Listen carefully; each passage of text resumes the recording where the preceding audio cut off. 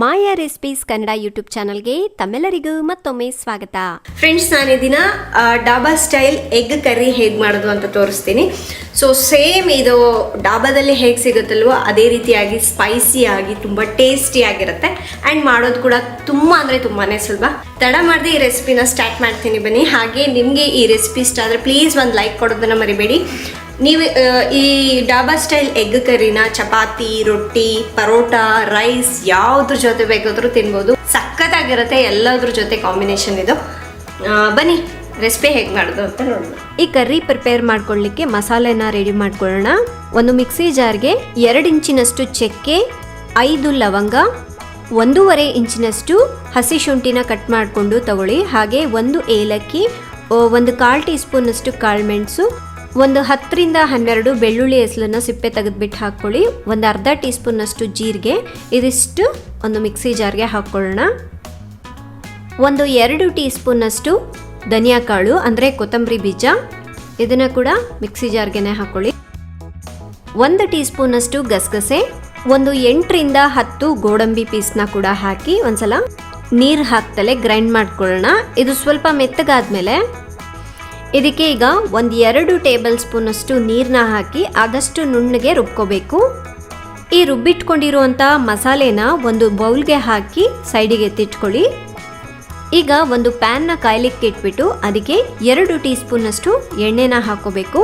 ಎಣ್ಣೆ ಸ್ವಲ್ಪ ಬಿಸಿ ಆದಮೇಲೆ 1/4 ಚಮಚದಷ್ಟು ಅರಿಶಿನ ಪುಡಿ, ಅರ್ಧ ಟೀ ಸ್ಪೂನ್ ಖಾರದ ಪುಡಿ, 1/4 ಟೀ ಸ್ಪೂನಷ್ಟು ಉಪ್ಪನ್ನು ಹಾಕಿ ಚೆನ್ನಾಗಿ ಒಂದ್ಸಲ ಮಿಕ್ಸ್ ಮಾಡ್ಕೋಬೇಕು. ಸೊ ನೀವು ಮೊಟ್ಟೆ ಕರ್ರಿ ಮಾಡುವಾಗ ಈ ರೀತಿ ಫಸ್ಟು ಮೊಟ್ಟೆನ ಉಪ್ಪು, ಖಾರ, ಅರಿಶಿನದಲ್ಲಿ ಒಂದ್ಸಲ ಹುರಿದ್ಬಿಟ್ಟು ನೋಡಿ ಟೇಸ್ಟ್ ಯಾವ ರೀತಿ ಇರುತ್ತೆ ಅಂತ. ನೋಡಿ, ನಾನಿಲ್ಲಿ ಒಂದು 5 ಮೊಟ್ಟೆನ ಕುದಿಸ್ಬಿಟ್ಟು ಅದನ್ನು ಈ ರೀತಿ ಸ್ವಲ್ಪ ಕಟ್ಸ್ ಮಾಡಿಕೊಂಡು ತೊಗೊಂಡಿದ್ದೀನಿ. ಆದಷ್ಟು ಲೋ ಫ್ಲೇಮ್ನಲ್ಲಿ ಇಟ್ಕೊಂಡೆ ನೀವು ಈ ರೀತಿ ಬೇಯಿಸ್ಕೋಬೇಕು. ಇಲ್ಲ ಅಂತ ಹೇಳಿದ್ರೆ ಖಾರದ ಪುಡಿ ಹಾಕಿದ್ದೀವಲ್ವ, ಅದೆಲ್ಲ ಸೀದ್ಬಿಟ್ಟು ಕಹಿ ಬಂದುಬಿಡುತ್ತೆ. ಚೆನ್ನಾಗಿ ಈ ಉಪ್ಪು ಖಾರದಲ್ಲಿ ಮೊಟ್ಟೆ ಎಲ್ಲ ಬೇಯಿಸ್ಕೊಂಡಾಗಿದೆ ಅಲ್ವಾ, ಒಂದು ಪ್ಲೇಟ್ಗೆ ಎತ್ತಿಟ್ಕೊಳ್ಳೋಣ. ಈಗ ಇದೇ ಪ್ಯಾನ್ಗೆ ಒಂದು 3 ರಿಂದ 4 ಟೇಬಲ್ ಸ್ಪೂನಷ್ಟು ಎಣ್ಣೆನ ಬಿಸಿ ಮಾಡಿಕೊಂಡು ಒಂದು ಅರ್ಧ ಟೀ ಸ್ಪೂನಷ್ಟು ಜೀರಿಗೆನ ಹಾಕಿ ಹುರ್ಕೋಬೇಕು. ಅದಾದ ನಂತರ ನಾನಿಲ್ಲಿ ಒಂದು 2 ಈರುಳ್ಳಿನ ಆದಷ್ಟು ಸಣ್ಣದಾಗಿ ಕಟ್ ಮಾಡ್ಕೊಂಡಿದ್ದೀನಿ.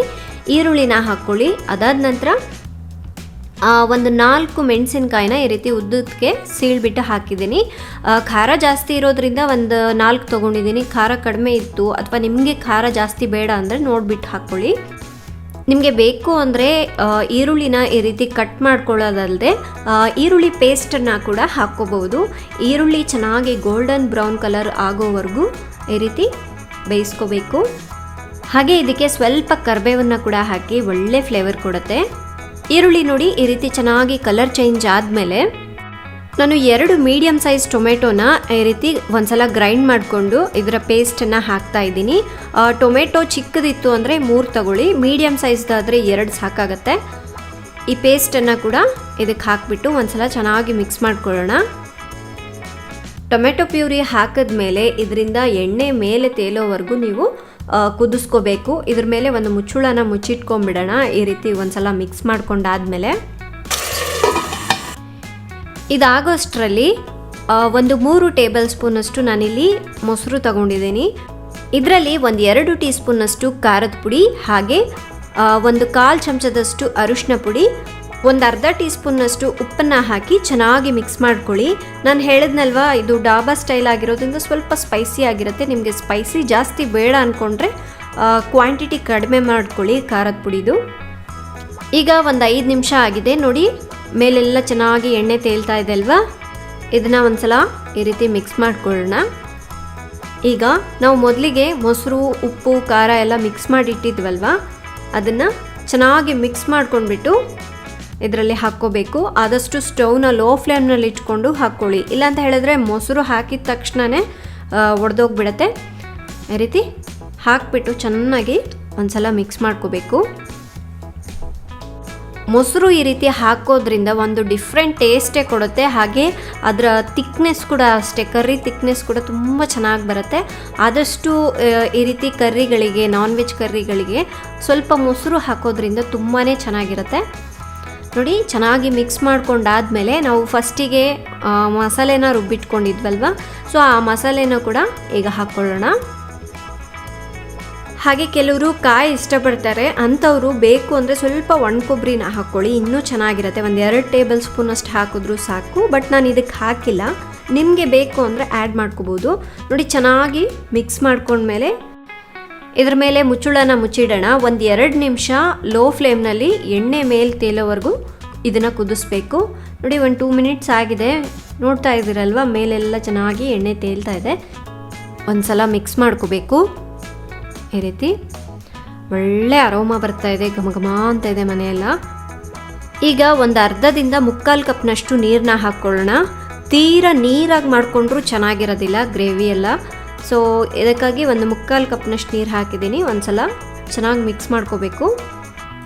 ಈಗ ರೆಡಿ ಮಾಡ್ಕೊಂಡಿರುವಂತಹ ಮೊಟ್ಟೆನ ಹಾಕ್ಕೊಳ್ಳಿ. ಒಂದ್ಸಲ ಈ ರೀತಿ ಮಿಕ್ಸ್ ಮಾಡಿಬಿಟ್ಟು ಇದ್ರ ಮೇಲೆ ಮುಚ್ಚಳನ ಮುಚ್ಚಿಡಿ. ಮೀಡಿಯಮ್ ಫ್ಲೇಮ್ನಲ್ಲಿ ಒಂದು 2 ನಿಮಿಷ ಕುದಿಸಿದ್ರೆ ಸಾಕು. ಸೊ ತುಂಬಾ ಸಕ್ಕತ್ತಾಗಿ ಬಂದಿದೆ ಅಲ್ವಾ. ಈ ರೀತಿ ನಿಧಾನಕ್ಕೆ ಮಿಕ್ಸ್ ಮಾಡ್ಕೊಳ್ಳೋಣ. ನೋಡಿ ಕರ್ರಿ ಕನ್ಸಿಸ್ಟೆನ್ಸಿ ಪರ್ಫೆಕ್ಟಾಗಿ ಆಗಿದೆ. ತೀರಾ ನೀರಾಗಿದ್ದರೂ ತಿನ್ನಲಿಕ್ಕೆ ಅಷ್ಟಾಗಿ ಟೇಸ್ಟ್ ಕೊಡೋದಿಲ್ಲ.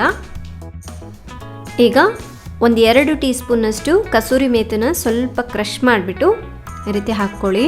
ನಾನು ನಾನ್ ವೆಜ್ ಕರ್ರಿಗಳಿಗೆ ಕಸೂರಿ ಮೇಥಿ ಅಂತೂ ಹಾಕ್ತೀನಿ. ಇದರಿಂದ ಎಕ್ಸ್ಟ್ರಾ ಫ್ಲೇವರ್ ಹಾಗೆ ಎಕ್ಸ್ಟ್ರಾ ಟೇಸ್ಟ್ ಕೊಡುತ್ತೆ. ಒಂದು ಸಲ ಚೆನ್ನಾಗಿ ಮಿಕ್ಸ್ ಮಾಡ್ಕೊಳ್ಳೋಣ.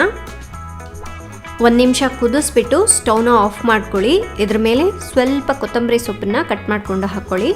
ಈಗ ಬಿಸಿ ಬಿಸಿಯಾಗಿ ಡಾಬಾ ಸ್ಟೈಲ್ ಎಗ್ ಕರ್ರಿ ರೆಡಿಯಾಗಿದೆ.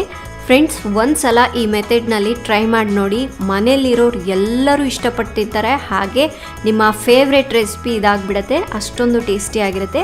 ನಿಮಗೆ ಇವತ್ತಿನ ಈ ರೆಸಿಪಿ ಇಷ್ಟ ಆದರೆ ಪ್ಲೀಸ್ ಲೈಕ್ ಮಾಡಿ, ಶೇರ್ ಮಾಡಿ. ನಾಳೆ ಇನ್ನೊಂದು ಹೊಸ ರೆಸಿಪಿಯೊಂದಿಗೆ ಮತ್ತೆ ಸಿಗೋಣ.